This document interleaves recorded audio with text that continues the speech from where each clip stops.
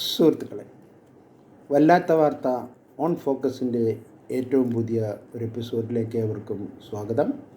ഞാൻ നിങ്ങളുടെ ചന്ദ്രമോഹൻ. എൻ്റെ ടെലിഫോൺ നമ്പർ 98 471 04 717. എൻ്റെ വീഡിയോകളെ പറ്റിയുള്ള നിങ്ങളുടെ അഭിപ്രായങ്ങൾ കമൻറ്റ് ബോക്സിൽ രേഖപ്പെടുത്തുവാൻ നിങ്ങളോട് അപേക്ഷിക്കുകയാണ്. ഇന്നും ഇന്നലെയുമൊക്കെയായി ടി വിയിലും പത്രമാധ്യമങ്ങളിലുമൊക്കെ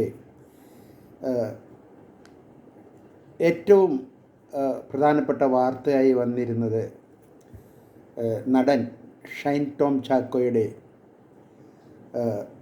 ജനലിലൂടെയുള്ള 3-ാം നിലയിൽ നിന്ന് ജനലിലൂടെയുള്ള പുറത്തേക്കുള്ള ചാട്ടവും ഒക്കെയായിരുന്നു. നാം കണ്ടിട്ടുണ്ട് ആദി എന്ന സിനിമയിൽ പ്രണവ് മോഹൻലാൽ പാർക്കർ എന്നുള്ള ഒരു ആയോധന കല അദ്ദേഹം വളരെ സക്സസ്ഫുള്ളായിട്ട് ആ രീതി പ്രകടിപ്പിക്കുന്നത് നാം കണ്ടിട്ടുണ്ട്. അതിനെ അനുസ്മരിപ്പിക്കുന്ന വിധം നോർത്ത് ഓവർബ്രിഡ്ജിന് സമീപമുള്ള വേദാന്ത ഹോട്ടലിൽ നിന്നും ഡാൻസ് ഓഫ് സംഘം, അതായത് district anti narcotic special action force എന്നാണ് അതിൻ്റെ ഫുൾ ഫോം. ലഹരി പിടിക്കുന്ന ആൾക്കാർ എന്ന് നമുക്ക് മലയാളത്തിൽ വ്യാഖ്യാനിക്കാം. അവരാണെന്ന് തോന്നുന്നു എത്തുന്നു എന്നറിഞ്ഞ്. പക്ഷേ ഇതിനൊരു ബാക്ക്ഗ്രൗണ്ട് കൂടിയുണ്ട്. അതിന് ഏതാനും ദിവസം മുമ്പാണ് യുവനടി വിൻസി അലോഷ്യസ് ഈ നടനെതിരായി ഇയാൾ സൂത്രവാക്യം എന്നുള്ള തൻ്റെ ഒരു സിനിമയുടെ സെറ്റിൽ വെച്ച് ലൈംഗിക ചുവയോടെ സംസാരിച്ചെന്നും അപമാനിച്ചുമെന്നുള്ള ഒരു പരാതിയും നിലവിലുണ്ട്. ഈ പരാതി അന്വേഷിക്കാൻ ആണ് പോലീസ് വന്നിരിക്കുന്നത് എന്ന് കരുതിയിട്ടാണോ, അതോ ലഹരി ഉപയോഗിച്ചിരുന്നത് കൈയോട് പിടികൂടണ്ട എന്ന് കരുതിയിട്ടാണോ എന്നറിയില്ല. ലിസി ജംഗ്ഷനിലുള്ള, അതായത് നോർത്ത് റെയിൽവേ സ്റ്റേഷൻ്റെ സമീപം ഓവർബ്രിഡ്ജിന് സമീപമുള്ള വേദാന്ത ഹോട്ടലിൻ്റെ 3-ാമത്തെ നിലയിൽ നിന്ന് ജനൽ വഴി ഇദ്ദേഹം 2-ാമത്തെ നിലയുടെ മുകളിലുള്ള റൂഫിലേക്ക് ചാടുന്നു. ഷീറ്റിട്ട റൂഫിലേക്ക് ചാടുന്നു. അവിടെ നിന്ന് അദ്ദേഹം 1-ാം നിലയുടെ മുകളിലുള്ള നീന്തൽക്കുളത്തിലേക്ക് ചാടുന്നു. അവിടെ നിന്ന് കോണി വഴി റിസപ്ഷനിലെത്തി ഓടി റോഡിലെത്തുന്നു. വഴിയിൽ വന്ന ഒരു 2 വീലറുകാരനോട് ലിഫ്റ്റ് ചോദിക്കുന്നു. അതിൽ കയറി നമ്മുടെ ബോൾഗാട്ടിയിലുള്ള നക്ഷത്ര, വലിയ ധനികൻ്റെ നക്ഷത്ര ഹോട്ടൽ നിങ്ങൾക്ക് മനസ്സിലായി കാണുമെന്ന് കരുതുന്നു. അവിടെ എത്തുന്നു. എന്താണെന്നറിയില്ല, വാഹനം പുറത്ത് നിർത്തുന്നു, അകത്തേക്ക് ഓടിപ്പോകുന്നു. കുറച്ച് നേരം കഴിഞ്ഞ് ഓടി തിരിച്ചു വരുന്നു. ഒരു ഓൺലൈൻ ടാക്സിയിൽ അദ്ദേഹം സ്ഥലം വിടുന്നു. പക്ഷേ പോലീസ് എത്തി മുറി തുറന്ന് അവിടെ ഉണ്ടായിരുന്നവരെ ചോദ്യം ചെയ്തപ്പോൾ അവരിൽ നിന്ന് കാര്യമായിട്ടുള്ള വിവരങ്ങളൊന്നും കിട്ടില്ല. ഇദ്ദേഹം അവിടെ ഉണ്ടായിരുന്നു എന്നുള്ള കാര്യം മനസ്സിലായി. അതല്ലാണ്ട് അവിടെ നിന്ന് ഒന്നും തൊണ്ടി മുതൽ കണ്ടെടുക്കാൻ അവിടെ ആയില്ല. നടൻ ഏറ്റവും അവസാനം പൊള്ളാച്ചിയിലുണ്ടെന്നാണ് ഏറ്റവും അവസാനത്തെ വിവരം. സത്യത്തിൽ ഇദ്ദേഹം എന്തിനാണ് ഇങ്ങനെ ഓടുന്നത് അത് നമുക്ക് മനസ്സിലാകുന്നില്ല. അദ്ദേഹം ഓടേണ്ട കാര്യമില്ല.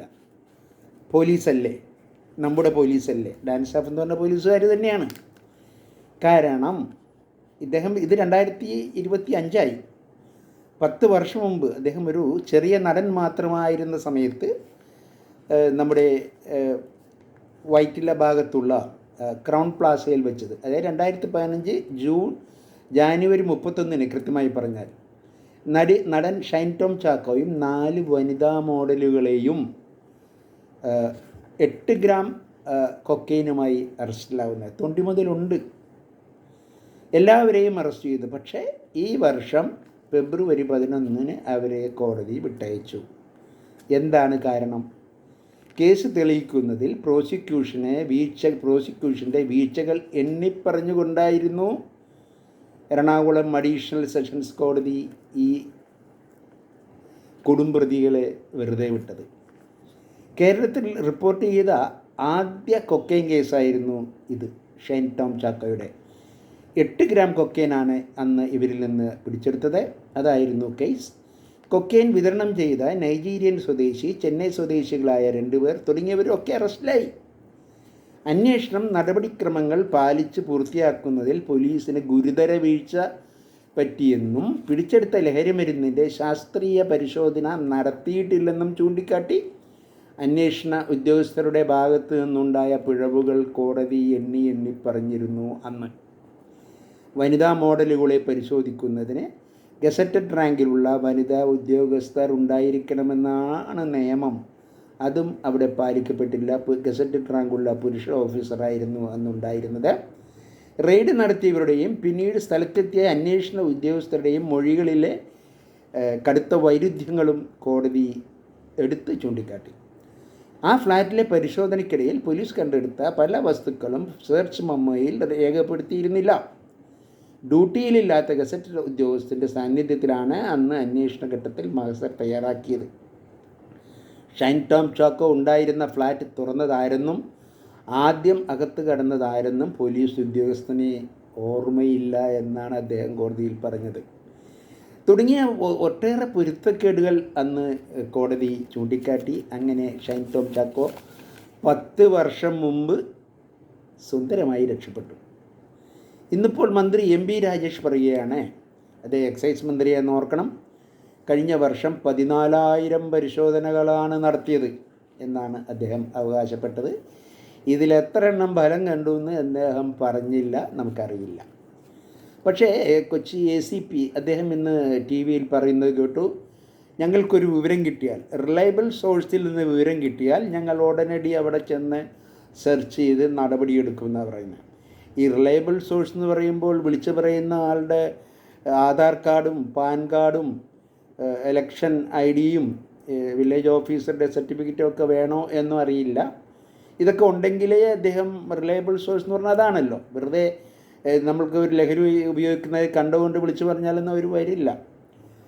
ആധികാരികമായ തെളിവ് കൊടുക്കണം എന്നാണ് അദ്ദേഹം സൂചിപ്പിച്ചത്, അത് അദ്ദേഹം ഉദ്ദേശിച്ചതെന്ന് തോന്നുന്നു. ഇതിൻ്റെ ഒന്നും ആവശ്യമില്ല. ലഹരി പാർട്ടി നടക്കുന്ന എവിടെയാണെന്നും ആരൊക്കെയാണ് ഇത് സപ്ലൈ ചെയ്യുന്നതും ആരൊക്കെയാണ് ഇത് ഉപയോഗിക്കുന്നതെന്നും എവിടെയാണ് ഇതൊക്കെ എൻ്റെ ഉപയോഗം നടക്കുന്നതെന്നൊക്കെ എല്ലാവർക്കും അറിയാം. ഈ നാട്ടിലെ കൊച്ചുകുട്ടികൾക്ക് വരെ അറിയാം. പക്ഷേ ACP ഇങ്ങനെ പറഞ്ഞപ്പോൾ ഇത് അവർക്ക് ഈ കാര്യത്തിലുള്ള ഉത്തരവാദിത്വം എത്ര മാത്രം കുറവാണ് എന്നുള്ളതിൻ്റെ ഒരു തെളിവ് കൂടിയായി എന്നേ നമുക്ക് പറയാൻ പറ്റുള്ളൂ. അതേസമയം ഷൈൻ ടോം ചാക്കോയുടെ അമ്മ അവർ വളരെ ധൈര്യവതിയാണ്. എൻ്റെ മകൻ്റെ നിരപരാധിത്വത്തിൽ അവർക്ക് വലിയ വിശ്വാസമാണ് എന്ന് നാം കരുതേണ്ടി വരും. അവർ ചോദിച്ചു, തൻ്റെ മകൻ്റെ കയ്യിൽ നിന്ന് വല്ലതും കിട്ടിയോ?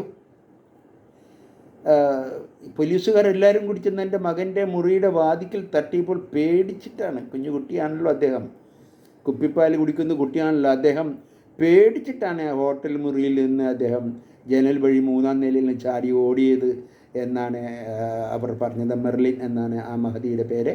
തൻ്റെ മകൻ എവിടെയാണെന്ന് തനിക്കറിയില്ല, താൻ ദുഃഖിതയാണെന്നാണ് അവർ പറയുന്നത്. അപ്പോൾ കാര്യങ്ങൾ അങ്ങനെയാണ്. ശരിക്കും ഷൈൻ ടോം ചാക്കോ ഓടേണ്ട കാര്യം എന്താ ഉള്ളത്?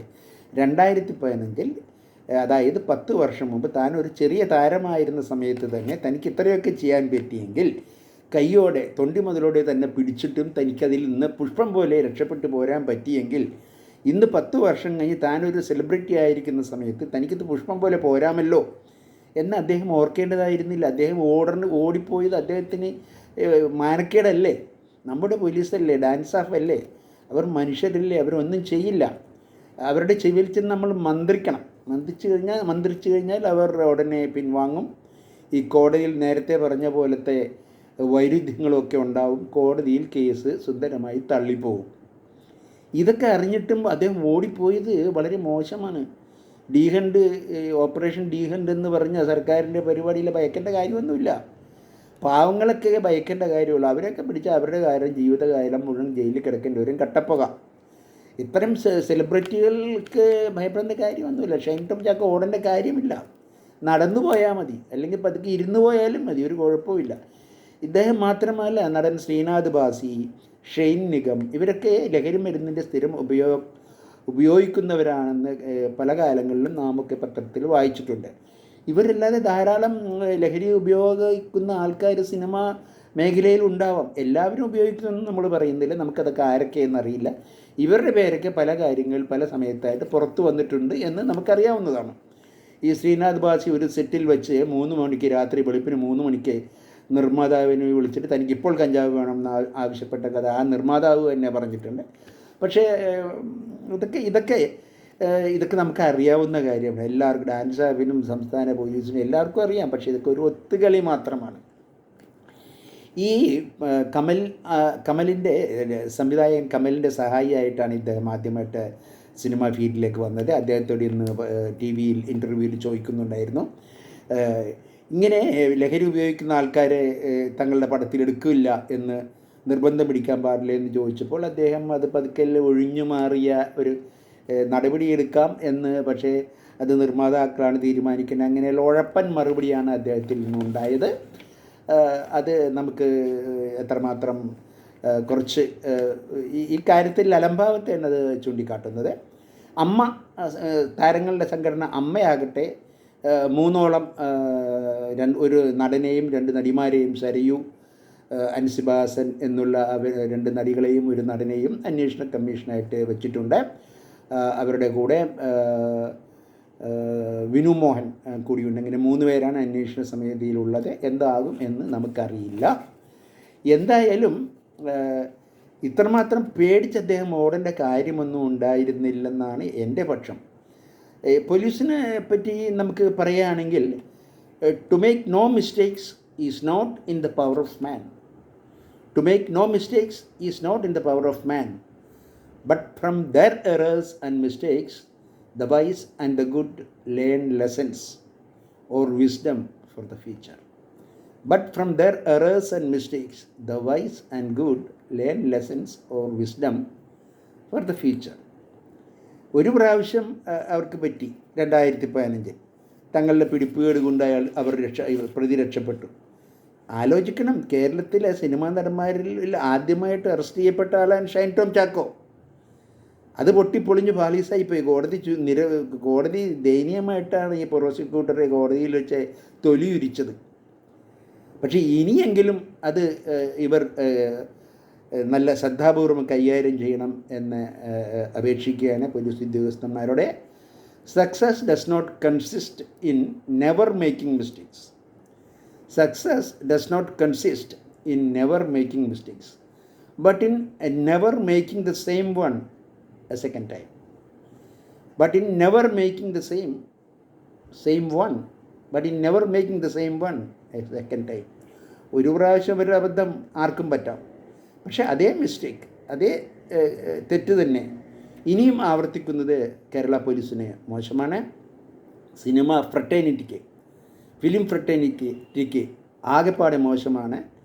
ലഹരി എവിടെയുണ്ട്, ലഹരി ആര് കൊണ്ടുവരുന്നു, ആര് വിതരണം ചെയ്യുന്നു, എവിടെയൊക്കെ ഇത് നടക്കുന്നത്, ഇതൊക്കെ കൊച്ചു കുട്ടികൾക്ക് വരെ അറിയാം. ദയവായിട്ട് ഈ കള്ളക്കളി, ഒത്തുകളി, പോലീസും അധികാരികളും ഒക്കെ കൂടി ചേർന്നുള്ള ഒത്തുകളി അവസാനിപ്പിച്ച് ജനങ്ങളുടെ ജനജീവിതം സുരക്ഷിതരാക്കുവാനും ലഹരിമുക്തമായ ഒരു യുവജനതയെ വാർത്തെടുക്കാനും അവർ പരിശ്രമിക്കുമെന്ന് നമുക്ക് പ്രത്യാശിക്കാം. അതിന് നമുക്ക് പ്രാർത്ഥിക്കാം. അങ്ങനെ അവർ ചെയ്യുമെന്ന് നമുക്ക് പ്രാർത്ഥിച്ചുകൊണ്ട് ഇന്നത്തെ വീഡിയോ ഇവിടെ അവസാനിപ്പിക്കാം. ലഹരി മുക്ത കേരളത്തിനായി അല്ലെങ്കിൽ ഭാരതത്തിനായി നമുക്ക് ഒന്നിച്ച് പോരാടാം. ഈ വീഡിയോ നിങ്ങൾക്ക് ഇഷ്ടപ്പെട്ടെങ്കിൽ ദയവായിട്ട് ആദ്യമായിട്ട് കാണുന്നവർ സബ്സ്ക്രൈബ് ചെയ്യാൻ മറക്കരുത്. ലൈക്ക് ചെയ്യാനും സുഹൃത്തുക്കൾക്ക് അയച്ചു കൊടുക്കാനും താല്പര്യപ്പെടുന്നു. ഇനി മറ്റൊരു വിഷയവുമായി ഇനി കാണുന്നവരെ നിങ്ങൾക്കെല്ലാവർക്കും നന്ദി. Thank you.